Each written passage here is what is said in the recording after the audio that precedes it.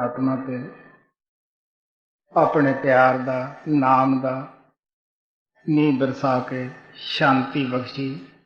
सानू पता है कि इस युग के अंदर असी खुद ही देख रहे हैं, पिछले तो इतिहास बन जाते हैं, खुद देख रहे हैं कि ना शांति हुकूमत विच है, ना दुनिया की मान वडियाई धन दौलत दे विच है।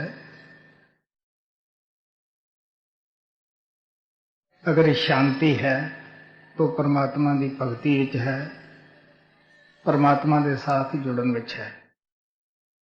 ये भी सब कुछ उस परमात्मा ने आपदे हथ विच रखा है कि मैं किनू भगती का दान देना है, किनू मैं दूर रखना है। गुरु नानक ने कहा, जिसनू आप भलावे, जिन्हों वो भलावे वो सोच भी नहीं सकता, जिन्हों भगती विच लावे उही इस पासे आ सकता है। सो बाहरों जवान नाल धन्नवाद कर लेना सतगुरां दा बड़ा आसान है, सौखा है, लेकिन अंदर जाके सच्चा धन्नवाद जो असीं करते हैं फिर पता लगता है कि कितना साडे ते उस गुरु ने, दयालु ने, परमात्मा ने रहम किया है। सो ये उन्हां दी दया है जिहड़ा सानू ने आपदा जश करन दा मौका दिता है। सो तुहाडे अगे गुरु नानक देव जी महाराज का शब्द रखा जाता है, गौर ना सुनने वाला है। हर महात्मा ने, तुसी किसी महात्मा की बाणी पढ़ लो, चाहे कोई फारस के देश विच होया है, हिंदुस्तान यूरोप अंदर कोई पैदा होया है, या हिंदुस्तान के भी कोई पूर्व पश्चिम किसी इलाके च पैदा होया है, चाहे वो जबान कन्नड़ है या तेलुगु देशों है या हिंदी है या पंजाबी है, हर एक महात्मा ने एक ही वस्तु को बयान किया है कि वो परमात्मा एक है। ਉਹਦੇ मिलने का जो साधन है, तरीका है, वो भी एक है। ये भी हर महात्मा अपनी लेखनी अंदर लिखता है कि वो परमात्मा हर एक दे अंदर है। ये भी हर एक महात्मा ने लिखा है कि बगैर किसी टीचर तो, उस्ताद तो सानू अंदर जान का साधन नहीं पता लगता गा। थानू पता है, अगर किसी घर का बूहा सानू ना दिसदा होवे, बेशक असी उस मकान के उदाले कितने भी चक्कर क्यों ना लाउंदे रहिए, क्योंकि मकान के अंदर दाखल किसी बूहे द्वारा ही होया जाता है। इस वास्ते ये भी संत महात्मा कहते हैं कि जदों वो परमात्मा अपना रहम करता है, किसी आत्मा नूं अपने नाल मिलाउण दा जदों मौका बख्शदा है, वो किसी ना किसी इंसान के अंदर अपनी जागृति पैदा करता है, अपनी कला पैदा करता है, धरता है। महाराज सावण सिंह कहते हुंदे सी कि मैं उन्होंने ताकत भी नहीं कह सकता, क्योंकि ताकत भी गिणी मिणी जोखी हुंदी है, पैमाने अंदर आ सकती है। आदे हुंदे जो संतां अंदर ताकत कम करती है वो बयान दे विच बाहर नहीं आउंदी। सो इस वास्ते भीखा बात अगम की कहन सुन की नाहे, जो जाने सो कहे ना कहे से जाने नाहे। ये बात कहन सुन दी नहीं हुंदी। सब संत कोई सुनिया सुनाइया गल्लां दस्सण वास्ते संसार विच नहीं आउंदे। वो जो कुछ उन्होंने अपने गुरु के चरणों विच बैठ के सच्चाई का अनुभव होया हुंदा है, जिहड़ा खुद उन्होंने देखा हुंदा है, वो सच का बयान करते हैं। सिर्फ वेद शास्त्र का एक अगवाही के तौर के उत्ते वो पेश करते हैं कि मता असी भुलड़ जीव ये समझिए कि शायद ये बात अपने कोलों ही कह रहा है। सो इस वास्ते आप प्यार ना कहते हैं कि जदों भी वो किसी को रोशनी दिंदा है, किसी ना किसी इंसान के अंदर अपनी वो कला रखता है, देखण दे विच वो इंसान की शक्ल रखता है, साडे तरह खांदा पींदा है, बोलता है, कुटुंब भी रखता है, लेकिन वो अंदरों कुछ होर हुंदा है। महाराज सावण कहते हुंदे सी कि कुब्बियां गटारां नूं पता नहीं हुंदा गा कूंजां दी सार दा। ਜਿਹੜੀਆਂ ਕੂੰਜਾਂ ਦੇ ਸਾਥ उड़ते हैं उन्होंने पता है कि कूंजां की कितनी उड़ारी लम्मी है, कितनी ऊंचाई पर जांदियां हन। इस तरह जो संतां महात्मा के कहण मुताबक अंदर जाके उस सच्चाई नूं प्रगट करते हैं, वो कह उठते हैं कि गुरु और परमात्मा के अंदर ਕੋਈ ਵੀ ਭਿੰਨ ਭੇਦ ਨਹੀਂ, ਕਿਉਂਕਿ ਜੇ ਉਹ ਪਰਮਾਤਮਾ ਗਾਈਆਂ ਮੱਝਾਂ ਦਾ ਚੋਲਾ ਧਾਰ ਕੇ ਆਉਂਦਾ, ਅਸੀਂ ਉਹਦੀ ਬੋਲੀ ਨਾ ਸਮਝ ਸਕਦੇ ਔਰ ਉਹਦੇ ਨਾਲ ਕੋਈ ਬਾਤ ਨਾ ਕਰ ਸਕਦੇ। ਅਗਰ ਉਹ ਦੇਵੀ ਦੇਵਤਾ ਜਾਂ ਕੋਈ ਫਰਿਸ਼ਤਾ ਬਣ ਕੇ ਆਉਂਦਾ ਤਾਂ ਆਪਾਂ ਉਹਨੂੰ ਅੱਖਾਂ ਦੇ ਨਾਲ ਨਾ ਦੇਖ ਸਕਦੇ, ਕਿਉਂਕਿ ਆਪਣੇ ਹਮ ਜਿਨਸ ਦੇ ਨਾਲ ਕੁਦਰਤ ਤੋਂ ਲਗਾਓ ਵੀ ਹੁੰਦਾ ਹੈ। ਇਸ ਵਾਸਤੇ ਅਸੀਂ ਇਨਸਾਨ ਦੇ ਜਾਮੇ 'ਚ ਹੈ, ਉਹ ਵੀ ਇਨਸਾਨ ਬਣ ਕੇ ਆ ਜਾਂਦਾ ਹੈ। ਸੋ ਸਾਨੂੰ ਬੜੇ ਪਿਆਰ ਦੇ ਨਾਲ, ਨਾ ਤਾਂ ਐਸਾ ਮਹਾਤਮਾ ਕੋਈ ਕੌਮ ਬਣਾਉਣ ਵਾਸਤੇ ਆਉਂਦਾ ਹੈ, ਨਾ ਪਹਿਲੀ ਬਣੀ ਕੋਈ ਤੋੜਨ ਵਾਸਤੇ ਆਉਂਦਾ ਹੈ।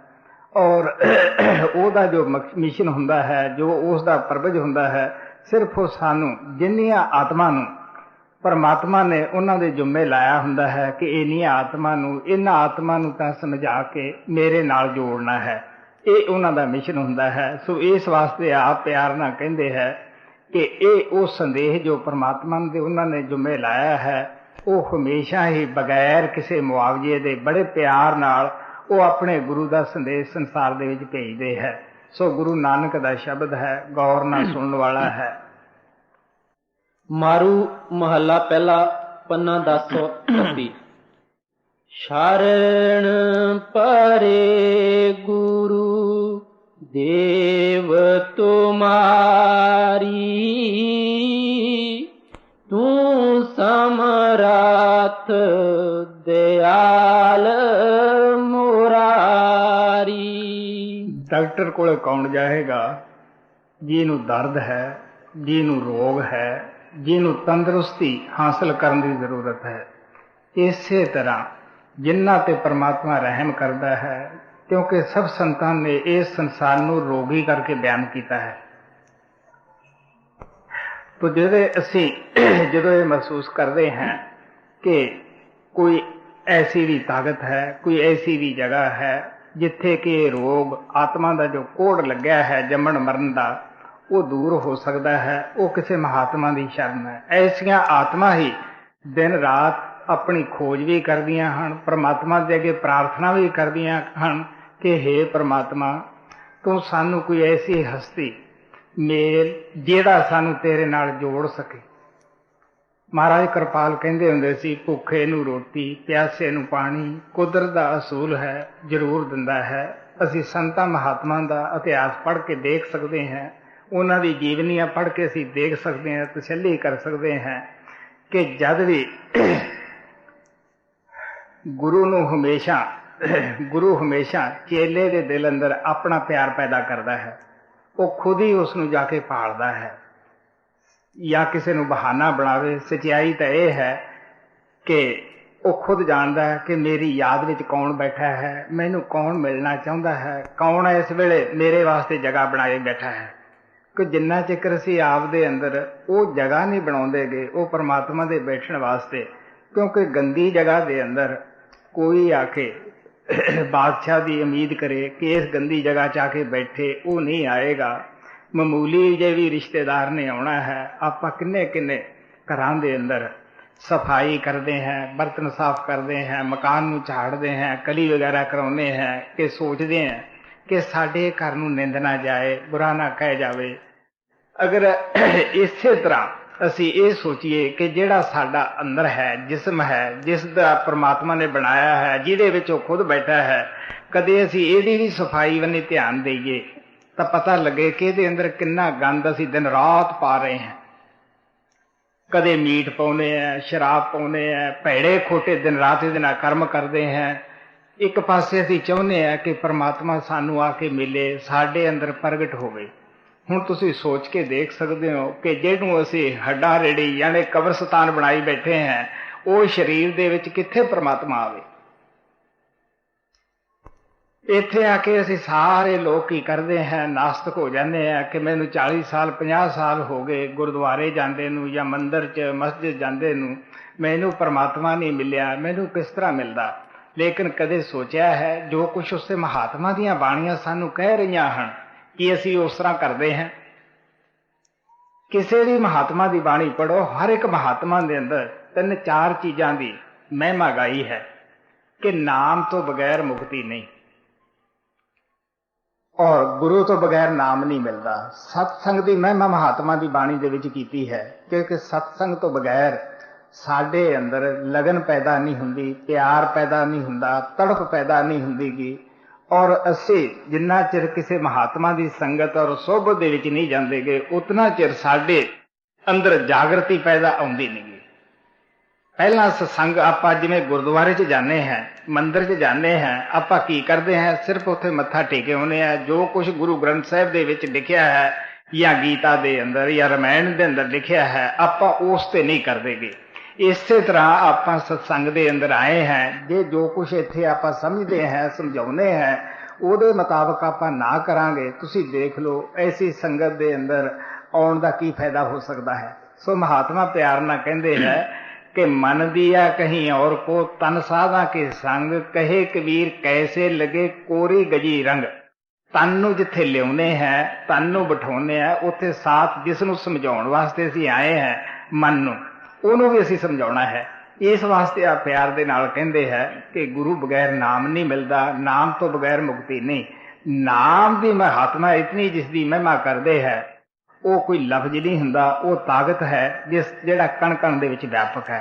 ਤਾਂ ਗੁਰੂ ਨਾਨਕ ਦੇਵ ਜੀ ਮਹਾਰਾਜ ਕਹਿੰਦੇ ਹੈ ਕਿ ਹੇ ਸਤਿਗੁਰੂ, ਸਤਿਗੁਰੂ ਤੋਂ ਮੁਰਾਦ ਆਪ ਦੀ ਉਸ ਕੁੱਲ ਮਾਲਕ ਤੋਂ ਹੈ ਜਿਹੜਾ ਅਨਾਮੀ ਹੈ, ਅਲੱਖ ਹੈ, ਅਗੰਮ ਹੈ।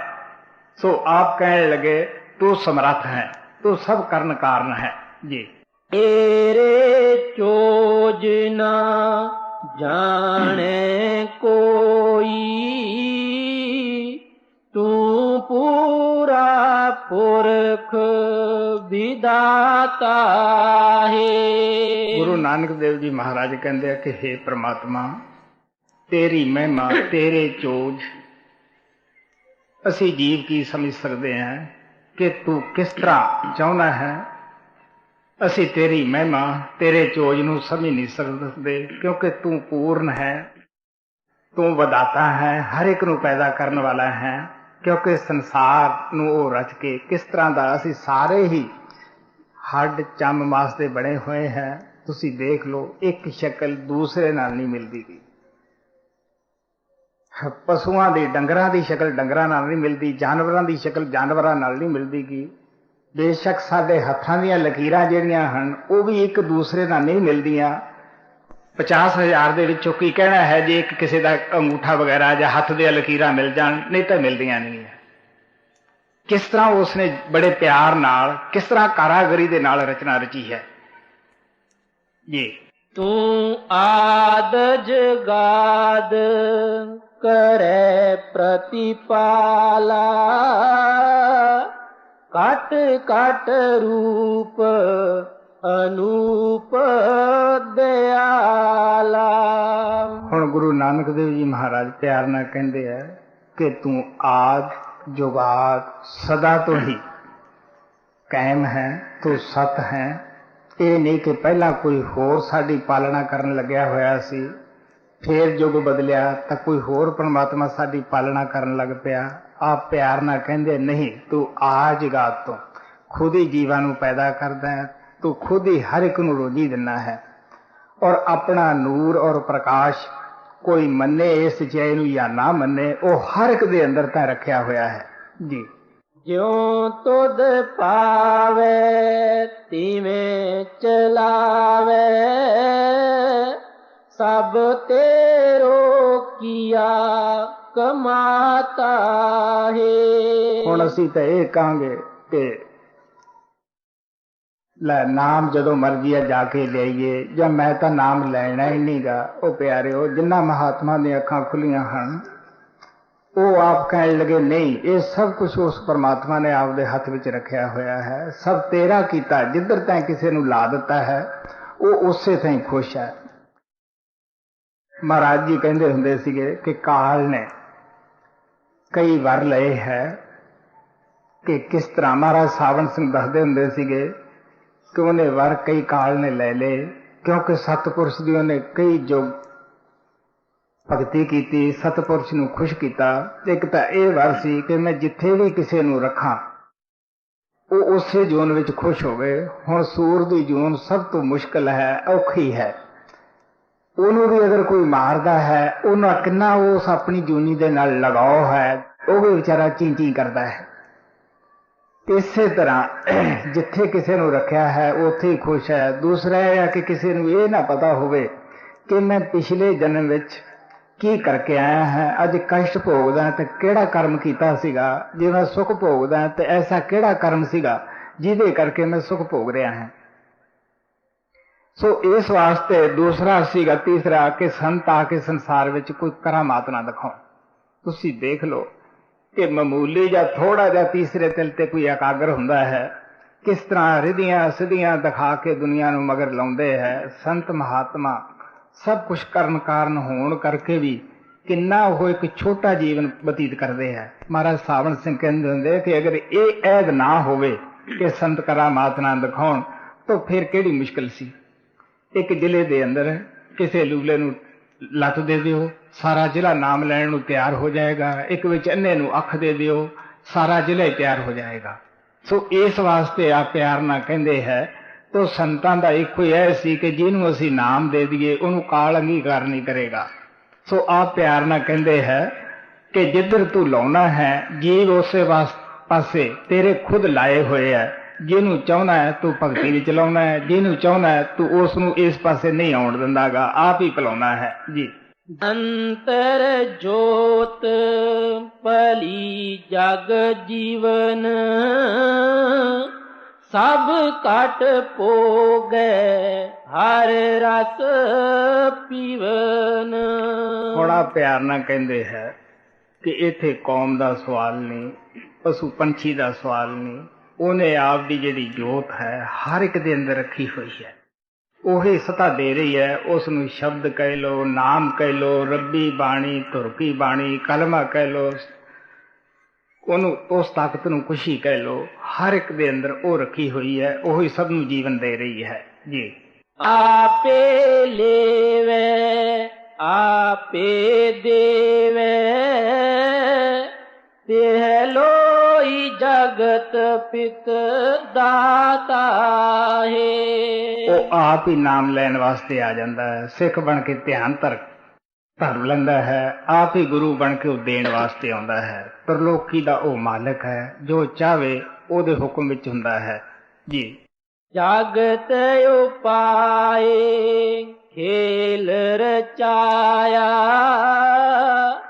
ਪਵਨੇ ਪਾਣੀ ਅਗਨੀ ਜਿਉ ਪਾਇਆ।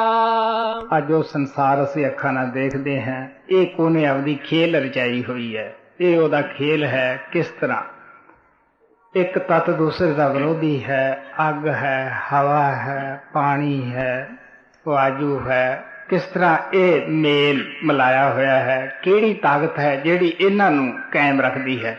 ਸਾਨੂੰ ਪਤਾ ਹੈ ਜਦ ਉਹ ਪਰਮਾਤਮਾ ਆਪਣੀ ਉਹ ਤਾਕਤ ਕਰੰਟ ਉਹ ਸ਼ਬਦ ਨੂੰ ਉਠਾ ਲੈਂਦਾ ਹੈ, ਉਦੋਂ ਇਹ ਪੰਜੇ ਤੱਤਾਂ ਦਾ ਜਿਹੜਾ ਸਰੀਰ ਹੈ ਇੱਕ ਮਿੱਟੀ ਦੀ ਢੇਰੀ ਬਣ ਜਾਂਦਾ ਹੈ।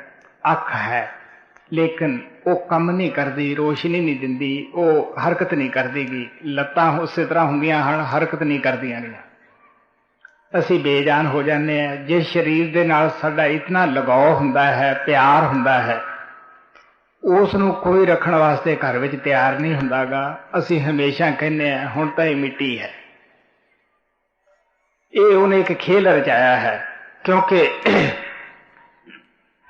ਪ੍ਰਿਥਵੀ ਦਾ ਦੁਸ਼ਮਣ ਪਾਣੀ ਹੈ, ਪਾਣੀ ਖੋਰ ਲੈਂਦਾ ਹੈ। ਇਸੇ ਤਰ੍ਹਾਂ ਅਗਨੀ ਦਾ, ਵਾਯੂ ਦਾ। ਸੋ ਮਹਾਤਮਾ ਪਿਆਰ ਨਾਲ ਕਹਿੰਦੇ ਹੈ ਕਿ ਇਹ ਉਹਨੇ ਇੱਕ ਖੇਲ ਰਚਾਇਆ ਹੈ, ਆਪਣੇ ਸ਼ਬਦ ਦੀ ਕਿਰਨ ਰੱਖੀ ਹੋਈ ਹੈ। ਕਿਸ ਤਰ੍ਹਾਂ ਅਸੀਂ ਮਾਟੀ ਦਾ ਪੁਤਲਾ ਦੌੜੇ ਫਿਰਦਾ ਹੈ। ਨਾਮਦੇਵ ਜੀ ਕਹਿੰਦੇ ਆ ਕਿਸ ਤਰ੍ਹਾਂ ਮਿੱਟੀ ਦਾ ਜਿਹੜਾ ਪੁਤਲਾ ਹੈ 5-6 ਫੁੱਟ ਦਾ ਕਿਵੇਂ ਦੌੜਾ ਫਿਰਦਾ ਹੈ, ਸਿਰਫ ਇਹ ਉਹਦਾ ਖੇਲ ਹੈ ਜੀ। ਦੇਹੀ ਨਗਰੀ ਨੌ ਦਰਵਾਜੇ ਸੋ 10ਵਾਂ ਗੁਪਤ ਰਹਾਤਾ ਹੈ। ਹੁਣ ਗੁਰੂ ਨਾਨਕ ਦੇਵ ਜੀ ਮਹਾਰਾਜ ਉਸ ਪਰਮਾਤਮਾ ਦੀ ਸਿਫਤ ਕਰਦੇ ਹੈ ਕਿ ਕਿਸ ਤਰ੍ਹਾਂ ਉਹਨੇ ਮਹਾਨ ਕਲਾਕਾਰ ਨੇ ਸਰੀਰ ਦੀ ਰਚਨਾ ਕੀਤੀ ਹੈ। 9 ਦੁਆਰੇ, 2 ਅੱਖਾਂ ਦੇ ਸੁਰਾਖ ਹੈ, ਕੰਨਾਂ ਦੇ ਸੁਰਾਖ ਹੈ, ਨੱਕ ਦੇ ਸੁਰਾਖ ਹੈ, ਮੂੰਹ ਹੈ, ਨੀਚੇ 2 ਇੰਦਰੀਆਂ ਦੇ ਸੁਰਾਖ ਹਨ। ਕਹਿਣ ਲੱਗੇ ਇਹ ਜਿਤਨੇ ਵੀ 9 ਦਰਵਾਜ਼ੇ ਸਾਡੇ ਸਰੀਰ ਦੇ ਹੈ ਇਹ ਬਾਹਰ ਦੀ ਤਰਫ ਖੁੱਲਦੇ ਹੈ। ये सानू दिसदे है, इन्हां दे जितने रस है, स्वाद है, खट्टे मिठे है, असी चखते हैं। लेकिन जो 10वां दरवाजा है वो गुप्त रखिया है, जो अंदर दी तरफ खुलदा है। ਉਹਨੂੰ ਤੁਸੀਂ परमात्मा ਦੇ घर ਦਾ ਬੂਹਾ भी कह सकते हो, 10वां दरवाजा भी कह सकते हो। गुरु नानक देव जी एक जगह लिखते हैं, 9 दरवाजे काया कोट गढ़, 10वां गुप्त खुली रखी जाए, वज्र कवाड़ ना खुली गुरु शब्द खुली जाए। वो परमात्मा ने साढ़े सब दे अखां दे पिछे बड़ा वज्र कवाड़ ला के सानू बाहर कढ़ दिता है। हुण असी बाहर दे बाहर दौड़े फिरदे हैं, वो परमात्मा की खोज असी बाहर मुखी करते हैं। सो आप प्यार ना कहते किस तरह 9 दरवाजे खुले है। गुरु नानक साहब कहते हैं सास बाहर जाता है, केड़ी ताकत है जिहड़ी अंदर खिंचदी है, वो बाहर नहीं रह सकता गा। सो इस वास्ते आप कहते 10वां गुप्त रहाता है।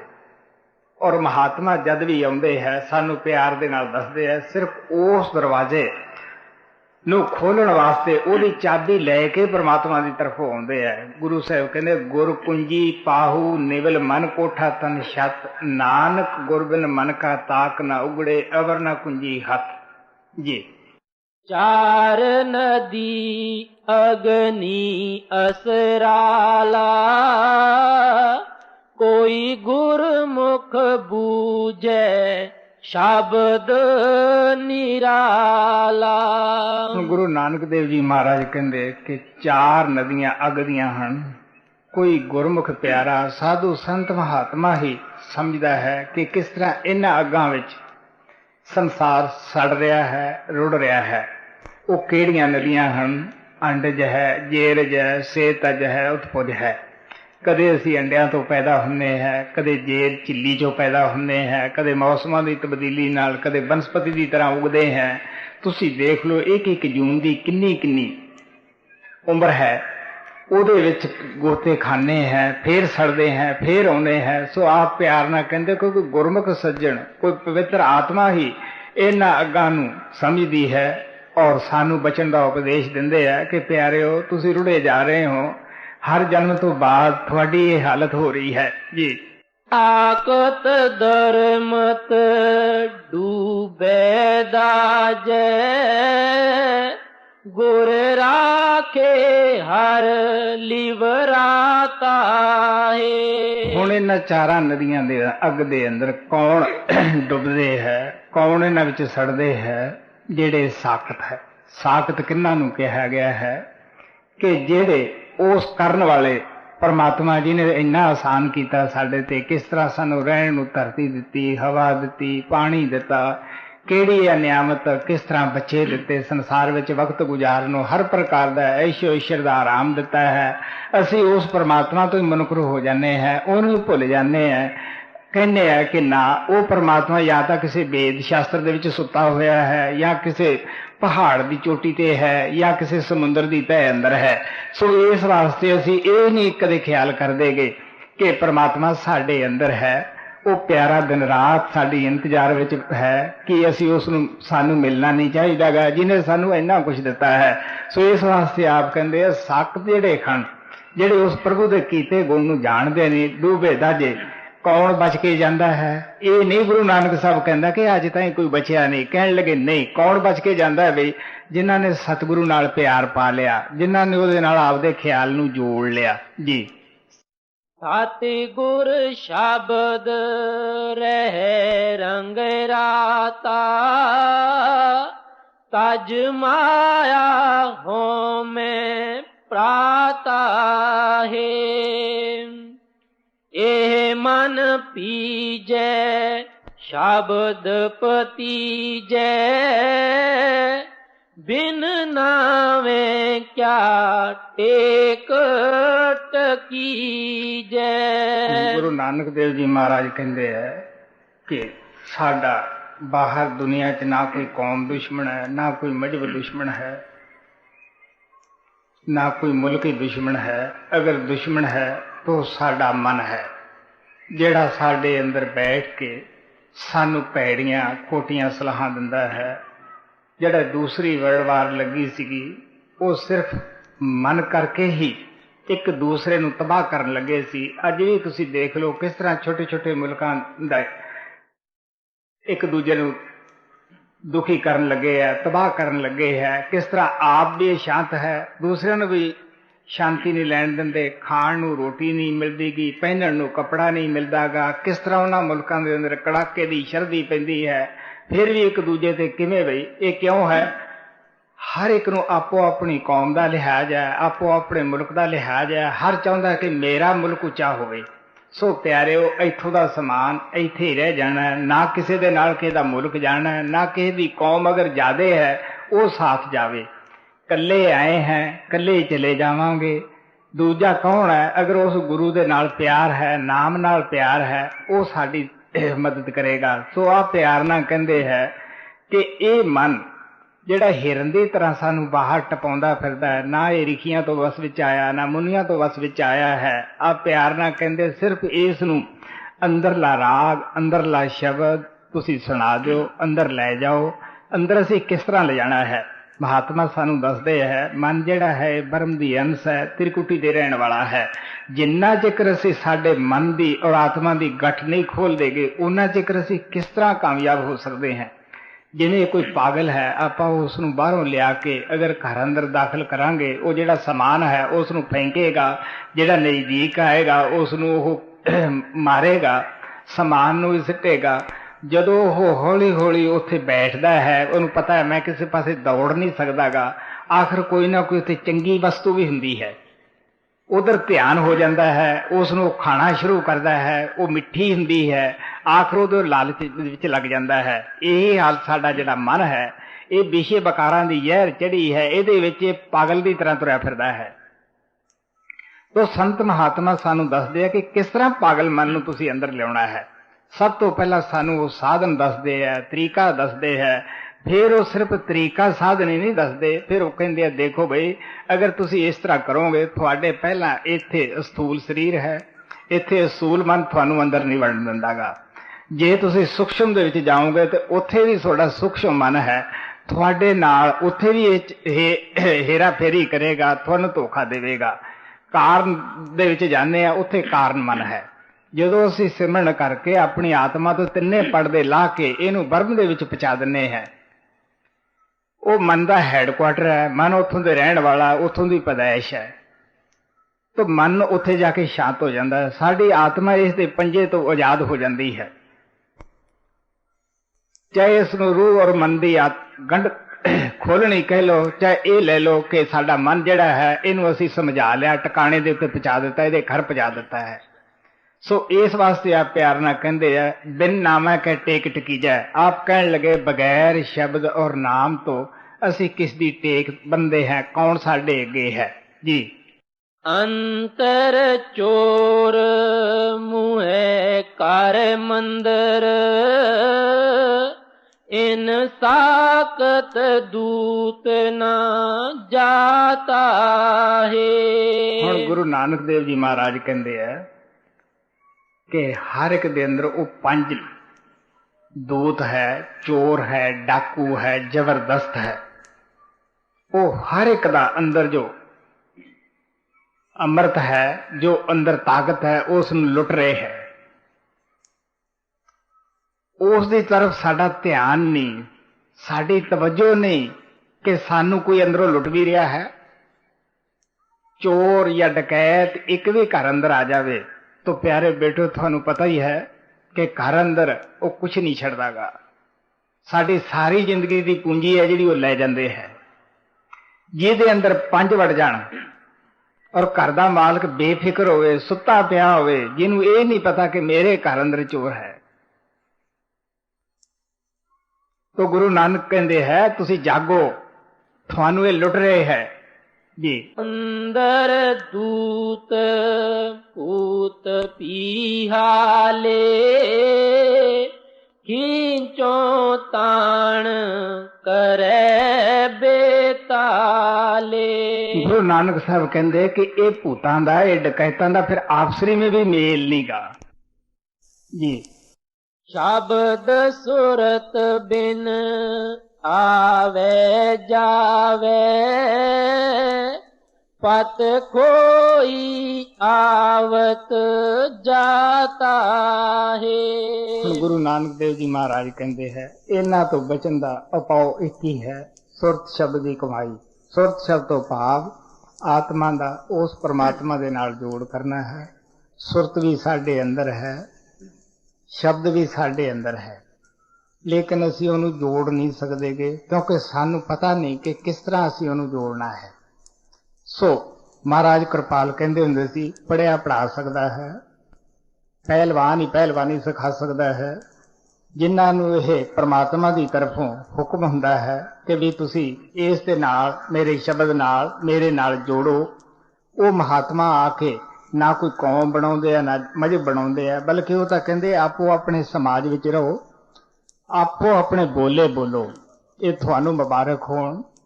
ਆਪੋ ਆਪਣੀ ਜੋ ਵੀ ਤੁਹਾਡੀ ਰਹੁ ਰੀਤੀ ਹੈ ਉਹ ਵੀ ਕਰੋ, ਲੇਕਿਨ ਉੱਠ ਕੇ ਤੁਸੀਂ ਸੁਬਾਹ ਹਿੰਮਤ ਕਰਕੇ 2-3 ਘੰਟੇ ਉਸ ਪਰਮਾਤਮਾ ਵਾਸਤੇ ਵੀ ਦਿਓ। ਇਹਦੇ ਵਿੱਚ ਕੋਈ ਸਵਾਇ ਵਿਰੋਧ ਨਹੀਂਗਾ। ਇਸ ਵਾਸਤੇ ਸੁਰਤ ਸ਼ਬਦ ਦਾ ਜੋ ਅਭਿਆਸ ਹੈ ਇਹ 5 ਸਾਲ ਦੇ ਬੱਚੇ ਤੋਂ ਲੈ ਕੇ 100 ਸਾਲ ਦੇ ਬੁੱਢੇ ਤੱਕ ਕਰ ਸਕਦਾ ਹੈ। ਲੇਕਿਨ ਅਸੀਂ ਕੀ ਕਰਦੇ ਹਾਂ, ਕਿਸੇ ਨਾਲ ਲੜਨਾ ਹੋਵੇ ਝਗੜਨਾ ਹੋਵੇ, ਮੈਂ ਦੇਖਦਾ ਅਕਸਰ ਮੈਨੂੰ ਬੁੱਢੇ ਬੁੱਢੀਆਂ ਮਿਲਦੇ ਰਹਿੰਦੇ ਹੈ, ਉਹ ਖੁਦ ਸਾਰਾ ਦਿਨ ਪਰੇਸ਼ਾਨ ਰਹਿੰਦੇ ਹੈ, ਘਰਦਿਆਂ ਨੂੰ ਰੱਖਦੇ ਹੈ। ਜੇ ਉਹਨਾਂ ਨੂੰ ਕਹੀਏ ਤੁਸੀਂ ਭਜਨ ਕਰੋ, ਕਹਿਣ ਲੱਗੇ ਤਾਂ ਹੁੰਦਾ ਨਹੀਂ। ਦੱਸੋ ਬਈ, ਮਹਾਰਾਜ ਕਿਰਪਾਲ ਕਹਿੰਦੇ ਹੁੰਦੇ ਸੀਗੇ ਕਿ ਉਹਨਾਂ ਚਿਕਰ ਤੁਸੀਂ ਮਨ ਨੂੰ ਉਹਨਾਂ ਚਿਕਰ ਤਨ ਨੂੰ ਖੁਰਾਕ ਨਾ ਦਿਓ ਜਿੰਨਾ ਚਿਕਰ ਤੁਸੀਂ ਆਪਦੀ ਆਤਮਾ ਨੂੰ ਖੁਰਾਕ ਨਾ ਦੇ ਲਓ। ਆਤਮਾ ਦੀ ਖੁਰਾਕ ਸ਼ਬਦ ਨਾਮ ਦੀ ਕਮਾਈ ਹੈ ਜੀ। कूड़ कलर तन पस में तेरी बिन नावे कैसी पत तेरी। ਗੁਰੂ ਨਾਨਕ ਸਾਹਿਬ ਜੀ ਬਤੌਰ ਸਵਾਲ ਕਹਿੰਦੇ ਹੈ ਕਿ ਜਿਹੜੀ ਦੇਹ ਹੈ ਇਹ ਕਲਰ ਦੀ ਕੰਧ ਹੈ, ਇਹ ਸਦਾ ਨਹੀਂ ਰਹਿਣੀਗੀ। ਇਹਨੇ ਪਸੰਦ ਦੀ ਢੇਰੀ ਹੋ ਜਾਣਾ ਹੈ। ਸਾਨੂੰ ਪਤਾ ਹੈ ਕਿ ਇਹਦੀ ਸ਼ੁਰੂਆਤ ਜੋ ਹੈ ਉਹ ਬੂੰਦ ਪਾਣੀ ਦੀ ਹੈ, ਆਖਰ ਲੱਪ ਮਿੱਟੀ ਦੀ ਹੈ। तो आप प्यार ना कहते हैं कि कूड़ कलर तन भस्मे ढेरी बिन नावे कैसी पत। आप प्यार ना कहते हैं कि ये देह है जिहड़ी ये कलर दी कंध है, इन्हें सदा नहीं रहनागा। ਜਿਹੜੇ ਅਸੀਂ ਇਸ ਕਲਰ ਦੇ ਕੰਧ ਦੇ ਵਿੱਚ ਬੈਠ ਕੇ ਇੱਕ ਦੂਜੇ ਨਾਲ ਮੁਹੱਬਤ ਪਾਉਂਦੇ ਆ, ਪਿਆਰ ਕਰਦੇ ਹਾਂ, ਆਪਣਾ ਬਣਾਉਣ ਲੱਗੇ ਹੋਏ ਹੈ, ਜਦ ਸਾਡੀ ਦੇਹ ਕਲਰ ਦੀ ਢੇਰੀ ਹੈ ਇਹ ਨਹੀਂ ਸਾਡੇ ਨਾਲ ਜਾਏਗੀ ਤੇ ਜਿਨ੍ਹਾਂ ਭੈਣ ਭਰਾਵਾਂ ਨੂੰ ਅਸੀਂ ਆਪਣੇ ਬਣਾਉਣ ਲੱਗੇ ਹਾਂ ਕੀ ਇਹ ਸਾਡਾ ਸਾਥ ਦੇਣਗੇ? ਕਿ ਇਹਨਾਂ ਨਾਲੋਂ ਕੋਈ ਤੁਰੇਗਾ? ਕਿ ਐਸੀ ਕੋਈ ਵਸਤੂ ਗੁਰੂ ਨਾਨਕ ਸਾਹਿਬ ਕਹਿੰਦੇ ਆ ਕੋਈ ਤੁਹਾਡੇ ਨਾਲ ਹੈ ਜਿਹਦੇ ਨਾਲ ਐਸੇ ਸੰਸਾਰ ਦੇ ਵਿੱਚ ਜਿਹਦੇ ਤੁਹਾਡਾ ਕੋਈ ਸਿਆਣੂ ਨਹੀਂਗਾ, ਕੋਈ ਤੁਹਾਡਾ ਮਲਾਪੀ ਨਹੀਂਗਾ, ਜਿੱਥੇ ਜਾ ਕੇ ਤੁਹਾਡੀ 2 ਦਿਨ ਇੱਜ਼ਤ ਰਹਿ ਸਕੇ? ਉਹ ਕਹਿਣ ਲੱਗੇ ਉਹ ਨਾਮ ਹੈ ਜਾਂ ਜਿਸਨੇ ਨਾਮ ਦੇ ਨਾਲ ਜੋੜਿਆ ਹੈ ਜੀ। बादे मुक्त नाही जुग चारे जम कंकर काल पराता है। ਗੁਰੂ ਨਾਨਕ ਦੇਵ ਜੀ ਮਹਾਰਾਜ ਕਹਿੰਦੇ ਆ ਬੇਸ਼ੱਕ ਤੁਸੀਂ ਕਿੰਨੀ ਵੀ ਉਮਰ ਲੰਮੀ ਵਧਾ ਲਓ, ਜੋਗੀਆਂ ਨੇ ਉਮਰਾਂ ਵਧਾਈਆਂ ਲੇਕਿਨ ਉਹ ਮੁਕਤ ਨਾ ਹੋਏ। ਇਸੇ ਤਰ੍ਹਾਂ ਆਪ ਕਹਿਣ ਲੱਗੇ ਭਾਵੇਂ ਜਿੰਨੀ ਮਰਜ਼ੀ ਤੁਸੀਂ ਵੱਡੀ ਉਮਰ ਬਣਾ ਲਓ, ਅਗਰ ਪਰਮਾਤਮਾ ਦੀ ਭਗਤੀ ਨਹੀਂ ਕੀਤੀ ਵੱਡੀ ਉਮਰ ਕੌਡੀ ਕੰਮ ਨਹੀਂ ਗੀ, ਕੀ ਸਾਥ ਦੇਵੇਗੀ ਜੀ। जमींदार बाधे मिले सजाई तिस अपराधी गत नहीं काई। ਹੁਣ ਗੁਰੂ ਨਾਨਕ ਦੇਵ ਜੀ ਮਹਾਰਾਜ ਬੜੀ ਚੇਤਾਵਨੀ ਦਿੰਦੇ ਹੈ ਕਿ ਅਗਰ ਕੋਈ ਕਤਲ ਕਰਨ ਲੱਗਿਆ ਤੇ ਇਹ ਯਾਦ ਹੋਵੇ ਕਿ ਮੈਨੂੰ ਕੋਈ ਦੰਡ ਦੇਣ ਵਾਲਾ ਵੀ ਹੈ, ਪੁਲਿਸ ਹੈ, ਉਹ ਮੈਨੂੰ ਬੜਾ ਤੰਗ ਕਰੇਗੀ, ਮਾਰੇ ਕੁੱਟੇਗੀ, ਅਦਾਲਤ ਦੇ ਵਿੱਚ ਸਾਰੀ ਜ਼ਿੰਦਗੀ ਗੁਜ਼ਾਰਨੀ ਪਏਗੀ, ਉਹ ਕਦੇ ਵੀ ਪਾਪ ਨਹੀਂ ਕਰੇਗਾ। ਲੇਕਿਨ ਨਹੀਂ, ਉਦੋਂ ਭੁੱਲ ਜਾਂਦਾ ਹੈ, ਉਹ ਕਹਿੰਦਾ ਨਹੀਂ ਕਿਹਨੇ ਪੁੱਛਣਾ ਹੈ। ਇਹੀ ਹਾਲਤ ਸਾਡੀ ਹੈ ਤੇ ਇੱਕ ਬਾਹਰਲੀ ਮਿਸਾਲ ਹੈ, ਇਹੀ ਹਾਲਤ ਸਾਡੀ ਹੈ। ਅਗਰ ਅਸੀਂ ਇਹ ਕਹੀਏ ਕਿ ਜੋ ਕੁਝ ਜ਼ਿੰਦਗੀ 'ਚ ਦੁਨੀਆ ਦੇ ਵਿੱਚ ਝੂਠ ਤਪਾਨ ਠੱਗੀ ਬੇਈਮਾਨੀ ਕਰਦੇ ਆ ਇਹਦਾ ਕੋਈ ਲੇਖਾ ਲੈਣ ਵਾਲਾ ਹੈ। ਰਾਮ ਚਰੋਖੇ ਬੈਠ ਕੇ ਸਭ ਕਾ ਚਾਰਾ ਲੈ, ਜੇ ਅਸੀਂ ਇਹ ਸਮਝੀਏ ਕਿ ਸਾਨੂੰ ਕੋਈ ਦੇਖਦਾ ਹੈ, ਸਾਡੀ ਬਾਤ ਨੂੰ ਸੁਣਦਾ ਹੈ। ਛੋਟਾ ਜਿਹਾ ਬੱਚਾ ਕਿਸੇ ਦੁਕਾਨ ਤੇ ਬੈਠਾ ਹੋਵੇ, ਆਪਾਂ ਉੱਥੇ ਪਿਲਸਣ ਨਹੀਂ ਚੱਕ ਸਕਦੇਗੇ। ਐਡਾ ਵੱਡਾ ਪ੍ਰਮਾਤਮਾ ਸਾਡੇ ਸਭ ਦੇ ਅੰਦਰ ਹੈ। ਇੱਕ 5 ਸਾਲ ਦੇ ਬੱਚੇ ਜਿੰਨਾ ਡਰ ਵੀ ਨਹੀਂ ਆਪਾਂ ਰੱਖਦੇਗੇ। ਕਹਿੰਦੇ ਕੌਣ ਦੇਖਦਾ ਹੈ। ਸੋ ਇਸ ਵਾਸਤੇ ਆਪ ਪਿਆਰ ਨਾਲ ਜਮਦਰ ਬਾਧੇ ਮਿਲੇ ਆਪ ਪਿਆਰ ਨਾਲ ਕਹਿੰਦੇ ਆ ਜੋ ਕੁਛ ਵੀ ਅਸੀਂ ਕਰਦੇ ਹਾਂ ਉਹ ਸਾਡਾ ਸਾਹ ਸਾਹ ਦਾ। ਗੁਰੂ ਨਾਨਕ ਕਹਿੰਦੇ ਲੇਖੇ ਆਵੇ ਸਾਸ ਗਰਾਸ, ਸਾਹ ਸਾਹ ਦਾ ਲੇਖਾ ਹਰ ਇੱਕ ਦਾ। ਮੁਹੰਮਦ ਸਾਹਿਬ ਨੇ ਕਿਹਾ ਸੀਗਾ ਕਿ हे ਮੁਸਲਮਾਨੋ, ਮੈਂ ਤੁਹਾਡੀ ਅਗਵਾਈ ਨਹੀਂ ਦੇਵਾਂਗਾ, ਸਿਫਾਰਿਸ਼ ਨਹੀਂ ਕਰੂੰਗਾ। ਤੁਹਾਡੇ ਜਿਹੜੇ ਕਰਮ ਹੈ ਇਹੀ ਸਿਫਾਰਿਸ਼ ਕਰਨਗੇ। ਇਹੀ ਗੁਰੂ ਨਾਨਕ ਦੇਵ ਜੀ ਮਹਾਰਾਜ ਕਹਿੰਦੇ ਗੁਰ ਪੀਰ ਹਾਮਾ ਤਾਂ ਪਰੇ ਜੇ ਮੁਰਦਾਰ ਨਾ ਖਾਏ, ਪਰਾਇਆ ਹੱਕ ਮੁਰਦਾ ਖਾਣ ਸਮਾਨ ਹੈ। ਇਸੇ ਵਾਸਤੇ ਸੰਤ ਮਹਾਤਮਾ ਸੱਚਾ ਸੁੱਚਾ ਜੀਵਨ ਬਿਤਾਉਣ ਵਾਸਤੇ ਸੰਸਾਰ ਵਿੱਚ ਆਉਂਦੇ ਹੈ।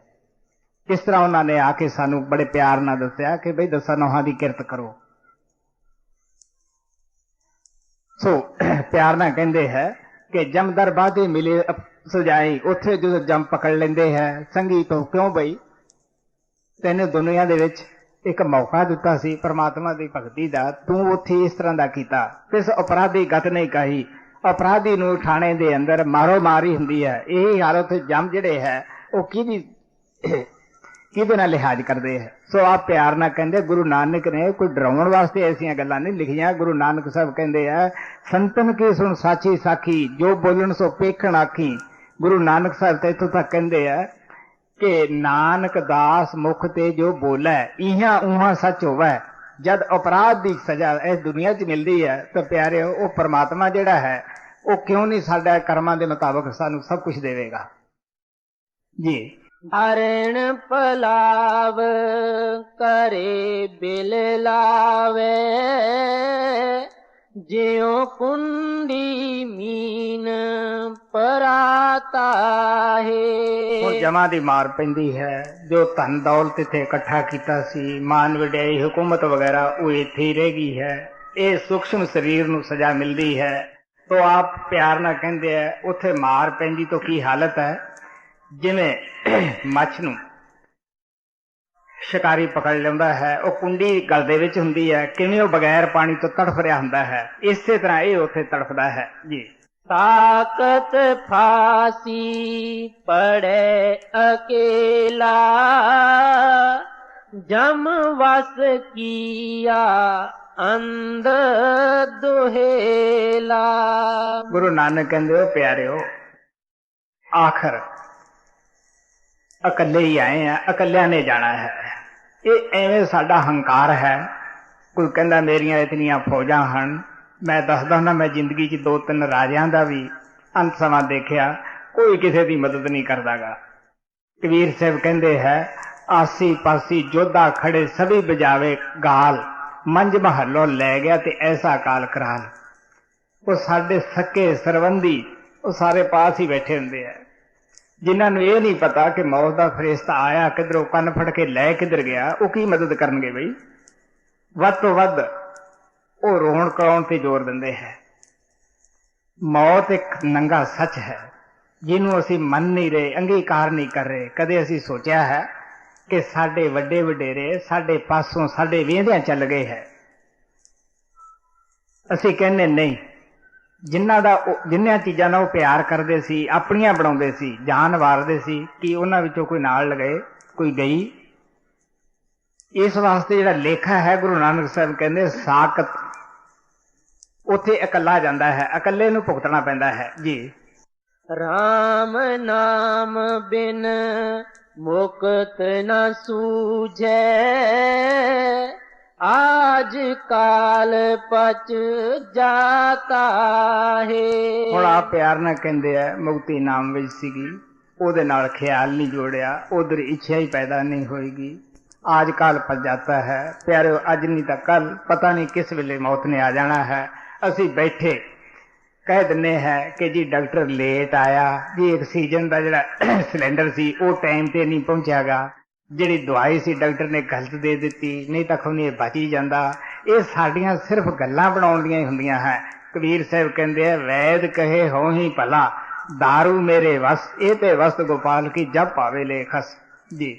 सतगुर बाजना बेली कोई, ऐथे ओथे राखा प्रभ सोई। आप चौथे पातशाह गुरु रामदास जी भी महाराज कहते पाप कमावंदिया तेरा कोई ना बेली राम। वो प्यारिया तेरा किसी ने बेली नहीं बनना गा। हुण यही कहते आप प्यार कहते हैं सतगुरु तो बगैर कौन है बई?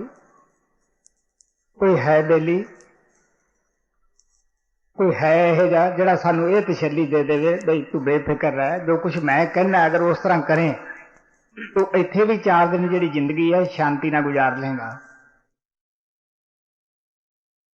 अगे वास्ते मैं तेरा जिम्मेवार है। महाराज कृपाल महाराज सावन सदा ही कहते रहे कि नाम जिम्मेवारी हुंदी है।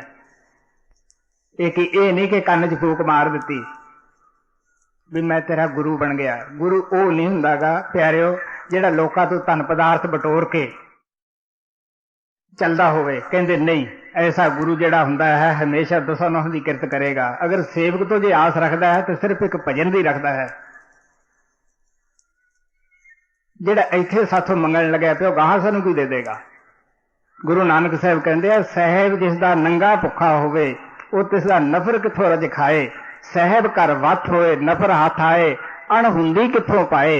गुरु सदाए अज्ञानी अंदा किसो मार्ग पाए। गुरु देण वास्ते आउंदे है, उन्हां दी दात नूं कोई फनाह नहीं कर सकदा, कोई नाश नहीं कर सकदागा जी। राम नाम देवे कर कृपा, एवं सलल सलल मिलाता है। थोड़ा प्यार ना कहते हैं वो नाम सिर्फ अपनी दया करके कृपा करके ही साडे उत्ते दिंदा है। कोई साडे अंदर गुण नहीं हुंदेगे भी साडे गुणां नूं वेख के दिंदा है। मैं सच कहना है जद असीं फैले ख्याल नूं सिमरन दे जरिए अखां दे पिछे आके इकट्ठा करिए फिर पता लगता है कि असी इस जन्म के पाप गिणीए तो गिणे नहीं जा सकते, पिछलियां दा पता ही नहीं किन्ने है। भट्टा ने गुरु साहब के अगे बेनती की हम अवगुण भरे एक गुण ना है। जब पड़दा खुलता है अंदर जाके गुरु नूं प्रगट करता है फिर पता लगता है कि असी किन्ने की शरीफ हैं, किन्ने के असी भले मानस सी। ये तो नाम का साबण गुरु ने लाया, अगर उज्जल किते तो उसने कीते हैं। वडियाई किहदी है बई? जिन्हें कपड़े चो मैल कढ़ दी धोबी की वडियाई है, असी तो मैल ला ली। सो इस वास्ते हम अवगुण भरे एक गुण ना है। अब साडे विच कोई गुण नहीं गा। अगर गुण है तो तेरा ही है बख्शिया होया जी। फूले सिख गुरु समझाए, ओजड़ जांदे मार्ग पाए। असी जन्मा जन्मांतरां तो भुले आउने हैं, वो परमात्मा फिर किसी ना किसी चोले विच आके सानू ओजड़ जांदियां नूं फिर रस्ते ते लिआउंदा है। किस तरह अपना वो शब्द नाम अपनी आत्मा का दान दे के फिर भी सानू सत्संग के जरिए बड़े प्यार नाल समझाउंदा है कि प्यारिओ एक गलती जिहड़ी है वो जिंदगी की जड़ कट के रख दिंदी है। ਜਿਹੜੇ ਅਸੀਂ दिन रात गलतियां करांगे ਤੁਸੀਂ देख लो किवें शांत हो सकते हैं जी। तिस गुर सेव सदा दिन राती, दुख पंजन संग सखाता है। बड़ा प्यार ना कहंदे ऐसे गुरु नूं सुते जागदे उठदे बहिंदे तू याद कर कि जिन्हें तैनू कृपा करके अपना नाम दिता है, अपने नाल जोड़िया है, तेरी जिम्मेवारी उठाई है। गुरु अर्जन देव जी महाराज कहते गुरु गुरु गुर कर बन मोर, गुरु बिना मैं ना ही होर। के सुते भी गुरु, जागदे भी गुरु, बैठे भी गुरु, के धन है तू मेरे ते कृपा की है जी। गुर की भगत करे क्या प्राणी, ब्रह्म इंद्र महेश ना जानी। गुरु नानक देव जी महाराज कहते हो हर एक की ताकत नहीं हो प्यारे हो ते गुरु की भगती कर ले, नाम नू प्राप्त कर ले। कहते स्वर्गां दा राजा इंद्र ਉਹਨੂੰ ਇਹ ਭਗਤੀ ਦਾ ਦਾਨ ਨਾ ਮਿਲਿਆ। ਕਿਸ ਤਰ੍ਹਾਂ ਭਾਗਵਤ ਦੇ ਅੰਦਰ ਆਉਂਦਾ ਹੈ, ਉਦੋਂ ਨੂੰ ਕ੍ਰਿਸ਼ਨ ਕਹਿ ਰਿਹਾ ਕਿ ਜਿਹੜਾ ਕੀੜਾ ਜਾਂਦਾ ਹੈ ਧਰਤੀ ਤੇ ਰੀਂਗਦਾ ਹੈ, ਇਹ ਕਈ ਵਾਰੀ ਸਵਰਗਾਂ ਦਾ ਰਾਜਾ ਇੰਦਰ ਹੋ ਚੁੱਕਿਆ ਹੈ। ਗੀਤਾ ਨੂੰ ਪੜ੍ਹ ਕੇ ਦੇਖਦੇ ਹਾਂ ਕਿਸ ਤਰ੍ਹਾਂ ਦੇਵੀ ਦੇਵਤਿਆਂ ਦੀਆਂ ਉਮਰਾਂ ਲਿਖੀਆਂ ਹੋਈਆਂ ਹਨ। ਸਿਰਫ ਉਹਨਾਂ ਦੀਆਂ ਬੜੀਆਂ ਉਮਰਾਂ ਹਨ, ਸਾਡੀਆਂ ਛੋਟੀਆਂ ਹਨ।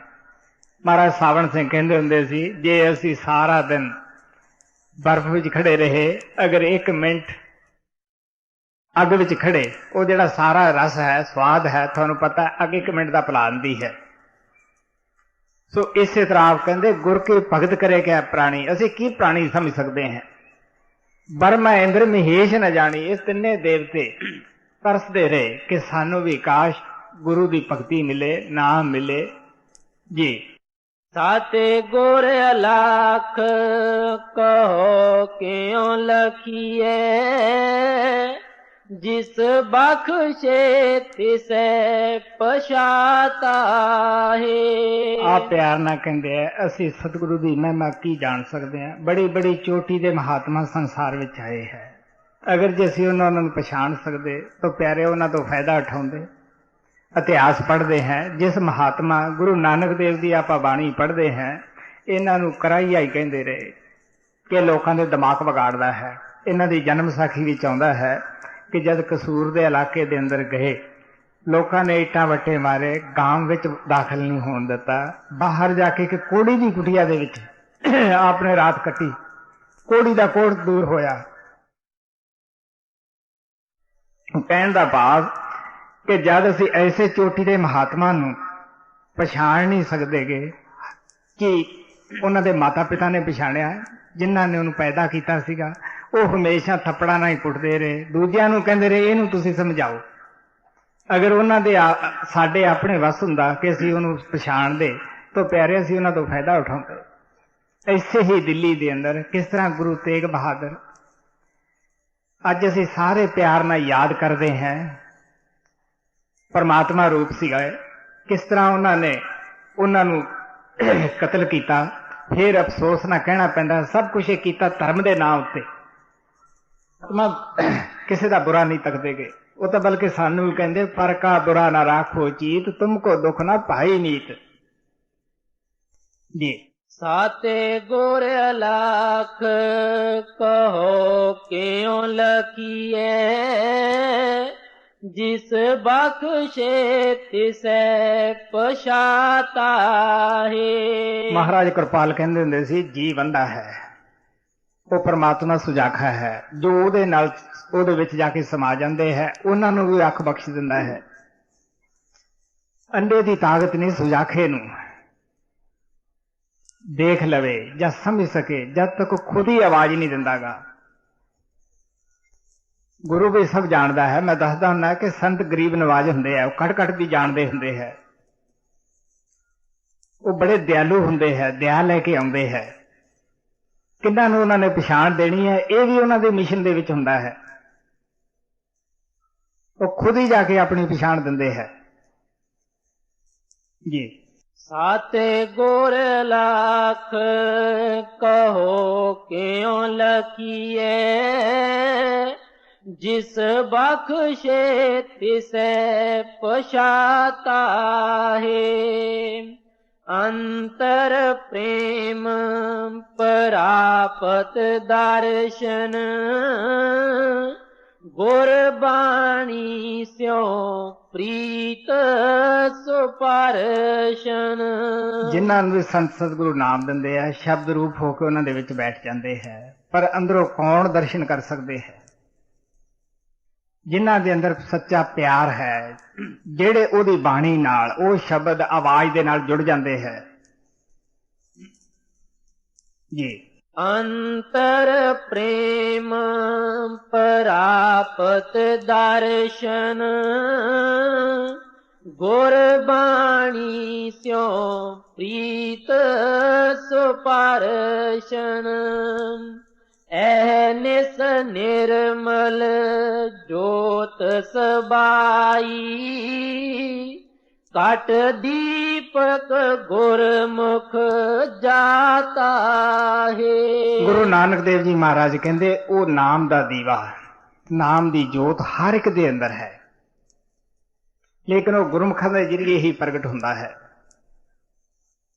ਜੀ। ਨਿਸ ਨਿਰਮਲ ਜੋਤ ਸਬਾਈ, ਕਟ ਦੀਪਕ ਗੁਰਮੁਖ ਜਾਤਾ ਹੈ। ਭੋਜਨ ਗਿਆਨ ਮਹਾਰਸ ਮੀਠਾ, ਜਿਨ ਚਾਖਿਆ ਤਿਨ ਦਰਸ਼ਨ ਡੀਠਾ। ਇਹ ਉੱਥੋਂ ਦਾ ਸ਼ਬਦ ਦਾ ਭੋਜਨ ਹੈ, ਉਹ ਆਤਮਾ ਚੱਖਦੀ ਹੈ, ਜਿਸ ਨੂੰ ਫਰੀਦ ਸਾਹਿਬ ਨੇ ਕਿਹਾ ਸੀਗਾ, ਸ਼ੱਕਰ ਖੰਡ ਨਵਾਤ ਗੁੜ ਮਾਖੋ ਮਾਝਾ ਦੁੱਧ, ਸਭੇ ਵਸਤੂ ਮਿੱਠੀਆਂ ਰੱਬ ਨਾ ਪੁੱਜਣ ਤੁਧ। ਜੋ ਰਸ ਜੋ ਮਠਾਸ ਸ਼ਬਦ ਵਿੱਚ ਹੈ, ਨਾਮ ਵਿੱਚ ਹੈ, ਉਹ ਕਹਿਣ ਲੱਗੇ ਨਾ ਮੱਝ ਦੇ ਦੁੱਧ ਵਿੱਚ ਹੈ, ਨਾ ਮਾਖੋ ਵਿੱਚ ਹੈ, ਨਾ ਸ਼ੱਕਰ ਦੇ ਵਿੱਚ ਹੈ। ਦੁਨੀਆ ਦੇ ਕਿਸੇ ਵੀ ਭੋਗ ਦੇ ਅੰਦਰ ਉਨੀ ਮਿਠਾਸ ਨਹੀਂ, ਰਸ ਨਹੀਂਗਾ। ਸੋ ਜਦ ਅਸੀਂ ਆਪਣੇ ਖਿਆਲ ਨੂੰ ਉਹ ਸ਼ਬਦ ਦੇ ਨਾਲ ਜੋੜ ਲੈਂਦੇ ਹਾਂ, ਉੱਥੇ ਪਹੁੰਚ ਜਾਂਦੇ ਹਾਂ। ਜਦ ਉਹ ਰਸ ਸਾਡੀ ਆਤਮਾ ਹੀ ਅੰਦਰੋਂ ਚੱਕਦੀ ਹੈ, ਦੁਨੀਆ ਦੇ ਰਸ ਖੱਟੇ ਮਿੱਠੇ ਆਪਣੇ ਆਪ ਹੀ ਛੁੱਟਣੇ ਸ਼ੁਰੂ ਹੋ ਜਾਂਦੇ ਹੈ। ਅੰਦਰੋਂ ਪਿਆਰੇ ਡਾਇਰੈਕਸ਼ਨ ਹੀ ਬਦਲ ਜਾਂਦਾ ਹੈ ਜੀ। ਭੋਜਨ ਗਿਆਨ ਮਹਾਰਸ ਮੀਠਾ, ਜਿਨ ਚਾਖਿਆ ਤਿਨ ਦਰਸ਼ਨ ਡੀਠਾ। ਦਰਸ਼ਨ ਦੇਖ ਮਿਲੇ ਬੈਰਾਗੀ, ਮਨ ਮਨ ਸਾਮਾਰ ਸਮਾਤਾ ਹੈ। ਗੁਰੂ ਨਾਨਕ ਨੇ ਪਿੱਛੇ ਕਿਹਾ ਸੀ ਕਿ ਉਹ ਦਰਸ਼ਨ ਜਦੋਂ ਸਾਡੇ ਅੰਦਰ ਪਿਆਰ ਪੈਦਾ ਹੋ ਜਾਂਦਾ ਹੈ, ਫੇਰ ਹੀ ਸਾਨੂੰ ਪ੍ਰਾਪਤ ਹੁੰਦਾ ਹੈ। ਸ਼ਬਦ ਰੂਪ ਹੋ ਕੇ ਗੁਰੂ ਸਭ ਦੇ ਅੰਦਰ ਹੈ। ਸੋ ਆਪ ਪਿਆਰ ਨਾਲ ਕਹਿੰਦੇ ਹੈ, ਦਰਸ਼ਨ ਦੇਖ ਮਿਲੇ ਬੈਰਾਗੀ। ਆਪ ਪਿਆਰ ਨਾਲ ਕਹਿੰਦੇ, ਜਦੋਂ ਅਸੀਂ ਆਪਣੇ ਖਿਆਲ ਨੂੰ ਉੱਥੇ ਲੈ ਜਾਂਦੇ ਹਾਂ, ਸੂਰਜ ਚੰਦਰਮਾ ਸਿਤਾਰੇ ਪਾਰ ਲੰਘ ਕੇ ਗੁਰੂ ਦੇ ਚਰਨਾਂ ਤੱਕ ਪਹੁੰਚ ਜਾਂਦੇ ਹਾਂ, ਸੱਚੇ ਸ਼ਿਸ਼ ਬਣ ਜਾਂਦੇ ਹਾਂ। ਅੱਖਾਂ ਨਾਲ ਦੇਖ ਲੈਂਦੇ ਹਾਂ ਕਿ ਬਾਹਰ ਤਾਂ ਐਵੇਂ ਇੱਕ ਖਾਕੀ ਚੋਲਾ ਪਾਇਆ ਹੋਇਆ ਹੈ, ਇਹਦੇ ਔਰ ਪਰਮਾਤਮਾ ਵਿੱਚ ਤਾਂ ਕੋਈ ਫਰਕ ਨਹੀਂਗਾ। ਸਾਡੇ ਅੰਦਰ ਫਿਰ ਵਿਰਾਗ ਪੈਦਾ ਹੁੰਦਾ ਹੈ, ਫਿਰ ਸਾਡੇ ਅੰਦਰ ਸੱਚੀ ਤੜ ਪੈਦਾ ਹੁੰਦੀ ਹੈ ਕਿ ਕਿਸ ਤਰ੍ਹਾਂ ਇਸ ਮਹਾਨ ਸੰਤ ਨੇ ਮੇਰੇ ਤੇ ਰਹਿਮ ਕੀਤਾ ਹੈ, ਦਇਆ ਕੀਤੀ ਹੈ, ਇਹ ਕੀ ਹੈ। ਫਿਰ ਸੱਚਾ ਵਿਰਾਗ ਪੈਦਾ ਹੋ ਜਾਂਦਾ ਹੈ। ਉਹ ਜਿਹੜਾ ਵਿਰਾਗ ਸੱਚਾ ਪੈਦਾ ਹੁੰਦਾ ਹੈ, ਉਹੀ ਸਾਨੂੰ ਦੁਨੀਆ ਦੇ ਵਿੱਚੋਂ ਉਚਾਟ ਕਰਦਾ ਹੈ ਜੀ।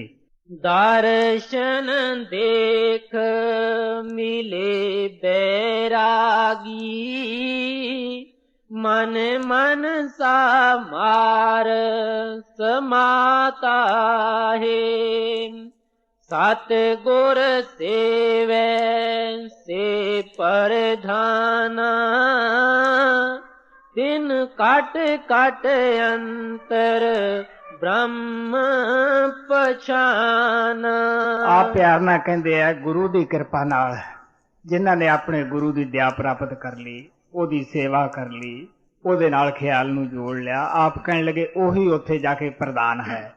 ਉਹਨਾਂ ਨੂੰ ਹਰ ਇੱਕ ਦੇ ਅੰਦਰ ਉਹ ਗੁਰੂ ਮਨਮੋਹਣੀ ਮੂਰਤ ਦਿਖਦੀ ਹੈ। ਉਹ ਕਿਹਦੇ ਨਾਲ ਨਫ਼ਰਤ ਕਰਨ, ਕਿਹਦੇ ਨਾਲ ਪਿਆਰ ਕਰਨ। ਇਸੇ ਵਾਸਤੇ ਐਸੇ ਸੰਤ ਸੰਸਾਰ ਦੇ ਵਿੱਚ ਜਦ ਆਉਂਦੇ ਹੈ, ਉਹ ਹਰ ਮੁਲਕ ਨੂੰ ਆਪਣਾ ਘਰ ਸਮਝਦੇ ਹੈ, ਸਭ ਸਮਾਜਾਂ ਨੂੰ ਆਪਣੀਆਂ ਸਮਾਜਾਂ ਸਮਝਦੇ ਹੈ। ਉਹ ਸਭ ਦੇ ਅੰਦਰ ਹੈ, ਉਸ ਆਤਮਾ ਨੂੰ ਦੇਖਦੇ ਹੈ, ਉਹ ਬ੍ਰਹਮ ਨੂੰ ਦੇਖਦੇ ਹੈ। ਵਰਿਆਈ ਜੋ ਕੁਛ ਮਨ ਦੇ ਅੰਦਰ ਹੈ, ਉਹਨਾਂ ਨੂੰ ਪਤਾ ਹੈ ਕਿ ਮਨ ਦਾ ਕਹਿ ਅੱਜ ਅਗਰ ਮੰਨਣੋਂ ਹਟ ਜਾਣ ਤਾਂ ਅੱਜ ਇਹ ਸ਼ਾਂਤ ਹੋ ਜਾਣ। ਸੋ ਇਸ ਵਾਸਤੇ ਆ ਪਿਆਰ ਨਾਲ ਕਹਿੰਦੇ ਹੈ, ਸਤਿਗੁਰ ਸੇਵੈ ਸੇ ਪ੍ਰਧਾਨ। ਆਪ ਕਹਿੰਦੇ ਉੱਥੇ ਕੌਣ ਪ੍ਰਧਾਨ ਹੈ? ਜਿਹੜੇ ਗੁਰੂ ਦੀ ਭਗਤੀ ਕਰਕੇ ਉੱਥੇ ਪਹੁੰਚ ਗਏ ਹੈ ਜੀ।